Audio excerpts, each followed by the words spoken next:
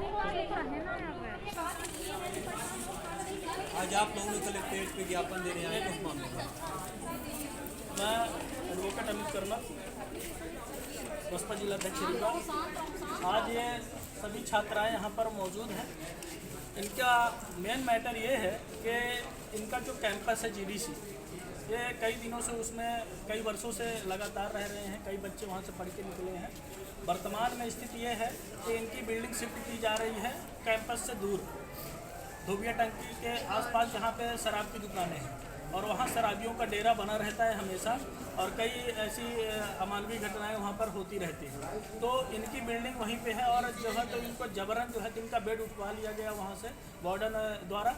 और इनका ये कहना है कि अगर जो है तो हमें रखना ही है तो कैंपस के अंदर बिल्डिंग बनी है तो नई बिल्डिंग है उसमें हमें रख दिया जाए, और अगर ऐसा नहीं करते हैं तो हमारी जो जिसमें हम रह रहे हैं उसी छात्रावास की जो बिल्डिंग चूती है कि दरवाजे टूटे उसकी मरम्मत करा दी जाए, ऑप्शन में है। लेकिन जो है तो जबरन जो है तो बेड उठवा के उस बिल्डिंग में इतनी दूर शिफ्ट कर दिया गया है, जिसमें इनके जो है तो मान सम्मान और जो है तो प्राण के लिए भी जो है तो इनका जोखिम हमेशा बना रहेगा, क्योंकि वहाँ पर शराबियों का डेरा बना रहता है और बच्चियों को वहाँ पर रखना मेरे हिसाब से उचित नहीं। इसलिए शासन प्रशासन से अनुरोध है कि इनका बिल्डिंग वहीं पर मरम्मत कराई जाए जहाँ पे ये रह रहे हैं, अन्यथा वहीं पर जो नई बिल्डिंग बनी है, कुछ एजुकेशन डिपार्टमेंट की भी बिल्डिंग बनी है, तो आपस में बात करके इन बच्चों की सुरक्षा व्यवस्था को देखते हुए वहीं मुहैया कराया जाए। दूसरी बात यह है कि पीजी छात्रावास की कब से जो है तो मांग चालू थी और 500 सीटर पीजी छात्रावास यहाँ अलाट हो चुका है, लेकिन अभी तक इन बच्चों को जो है बिल्डिंग अवेलेबल नहीं कराई गई, जिस कारण ये उसी छात्रावास में रहने को मजबूर है। जिस कारण वहाँ की वार्डन मैडम जो है तो इनको हमेशा ताना मारती रहती हैं, बिना एडमिशन का ताना, और भी कई अभद्र टिप्पणी जो मैं आपके सामने बयान नहीं कर सकता, इतना गंदा सब।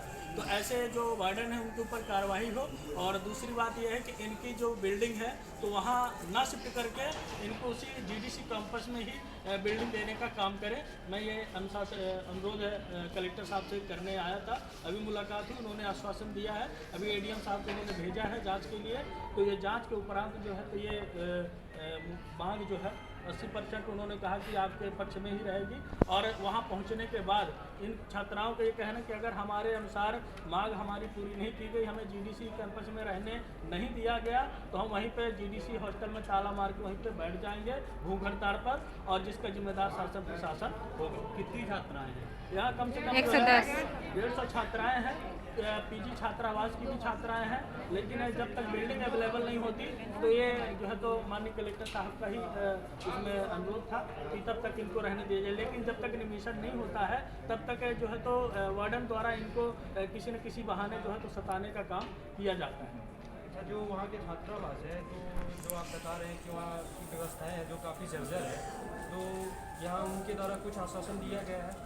वहाँ अभी बोले हैं कि अपन आज जो है तो उनको भेजे हैं, एडीएम साहब को भेजे हैं कलेक्टर साहब, तो जाके देखेंगे मरम्मत करा के, अगर बिल्डिंग में तो बोल रहे हैं कि मरम्मत करा के वहीं आपको दिखाई दिया जाएगा, अन्यथा जो है तो बगल वाली ही बिल्डिंग बात करके एजुकेशन डिपार्टमेंट से कुछ न कुछ ऐसा उन्होंने पॉजिटिव रिस्पॉन्स दिया है।